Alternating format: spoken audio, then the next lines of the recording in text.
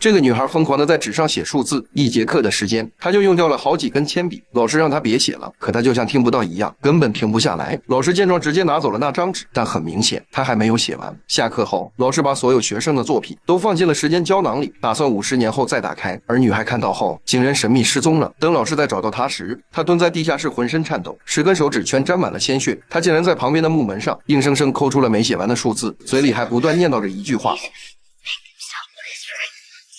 老师看到这一幕，吓得脸都绿了。但这件事儿最终被当作小插曲不了了之。转眼50年过去，学校周年庆的这天，那颗时间胶囊被拔了出来。当年的老师把里面的东西当作礼物发给了学校的新生。这个男孩拿到一个信封，打开一看，正是那张密密麻麻写满数字的纸。到了晚上，男孩的父亲无意间发现了他。尽管作为麻省理工的天文物理教授，面对这些乱码也只是随手一放，直到他不小心把纸弄脏了，才发现他好像并不简单。在好奇心的驱使下，他随便在黑板上抄出一组数字，然后划分了4个部分，竟然得出一个日期：01年9月11日，正是五角大楼被袭击的那天。他打开电脑一查，那天死亡人数是2996人，刚好对应了那组数字的后4位。阿伟有点不相信，感觉就是个巧合，于是便把所有数字都抄到黑板上，按照相同的规律划分出日期，然后上网逐一搜索，最后发现每组数字都对应着近50年来的所有灾难，而且死亡人数也都一个不差。阿伟人傻了，要知道这些数字都是50年前的小孩写的，难道他能预测未来？更让阿伟恐慌的是，纸上还有3组数字，预言了未来几周即将发生的3起灾难。第二天一早，阿伟把事情都告诉了同事，说明天会发生1起事故，到时候会死81人。可同事根本不信，还反问阿伟，数字中间没有圈住的部分代表什么？阿伟不知道怎么回答，因为他也没研究明白。为此2人还大吵了一架。看同事不帮自己，阿伟只好自己调查。他先是找到送给儿子这张纸的老师，向他打听纸主人的下落，但女孩在几年前就已经去世了。这下线索中断，阿伟只好先回家。他从凌晨开始就一直盯着电视机，关注着世界各地的新闻报道，可直到下午醒来也没有发生什么灾难。他开始觉得这张纸就是恶作剧。到了儿子放学的时间，他冒着大雨前往学校，可半路上却遇到堵车。突然他发现车上显示的经纬度看起来很眼熟，他赶紧拿出预言纸一对比，才知道那些无法被解释的数字代表着坐标。如果预言真的准确，那么灾难就在自己的附近。而此时前方又有1起交通事故。想到这里，阿伟赶紧下车询问情况，可交警却说只是个小事故，很快就能疏通完成。谁知话音刚落，交警的眼神立马变得惊恐起来，然后所有人开始四处逃窜。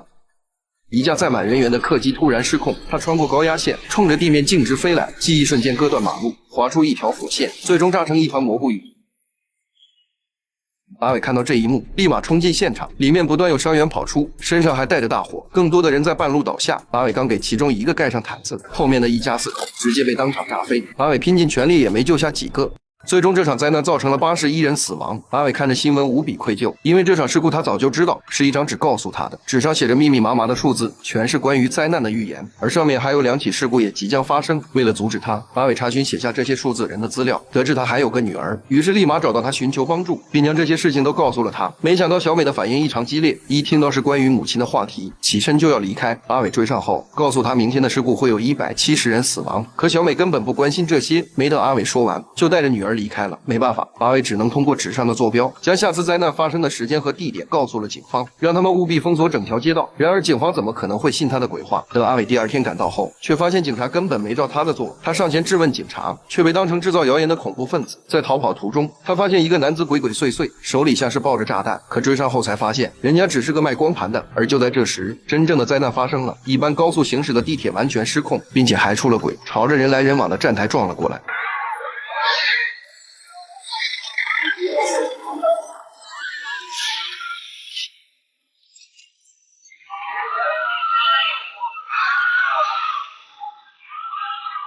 地铁靠着惯性不停地撞，很多人被活活碾成了肉泥。而阿伟看着灾难发生，心中五味杂陈，明明知道一切，可却无力改变结果。阿伟回到家后，看到小美带着女儿竟然在家门口等着。原来他的母亲预言过他会在10月19号死去，所以才会对这件事如此抵触。而现在预言已经成真，他不得不相信母亲。随后他带着阿伟来到母亲生前居住的房子，说不定能在这找到些线索。进屋前，小美发现最后一次灾难的数字没有坐标，并且死亡人数写的也很奇怪，不像是数字3，倒像是反过来的字母 E。他们不知道这代表着什么，于是先来到房间寻找线索。只见墙上贴满了各种灾难的报纸，可唯独这幅画跟灾难不搭边。阿伟顺手拿走走了。而就在他准备走出房间时，突然踩到一块黑石头，往床下一看还有很多，于是他掀开床板，终于知道了翻转翼的意思是所有人。这就意味着最后一场灾难，所有人都得死。就在这时，外面传来了急促的喇叭声，二人赶紧跑了出来。好在孩子并没出什么事儿。这时，阿伟看到一个黑衣人，于是拿出手枪，快速朝他追了过去。只见黑衣人站在原地一动不动。等阿伟走近后，他缓缓转过了身子。接下来的操作差点没把阿伟吓死。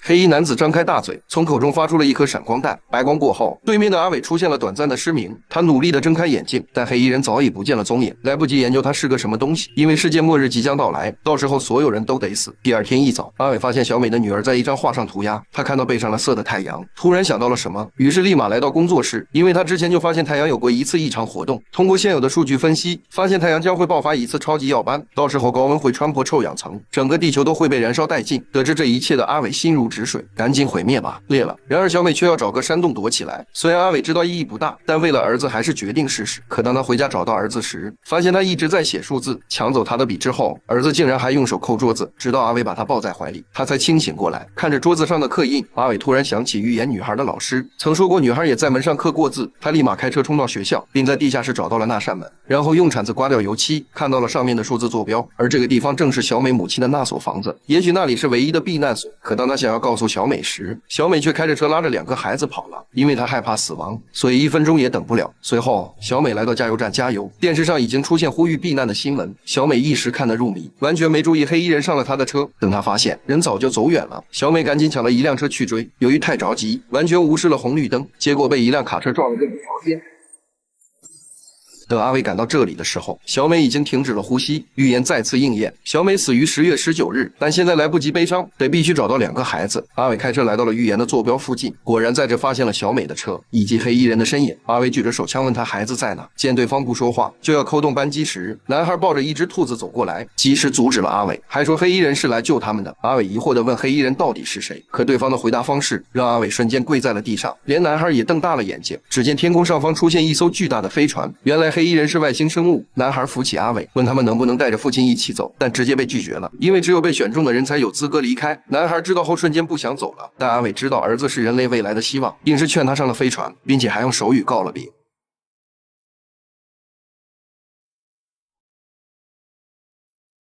这象征着他们的心永远在一起。与此同时，在地球之外也有很多飞船正在离去，男孩坐的那艘就在其中。而阿伟回到城市，发现这里已经乱了套，他并没回自己家，而是直接来到父母这里，然后一家人紧紧拥抱在一起，共同等待末日的来临。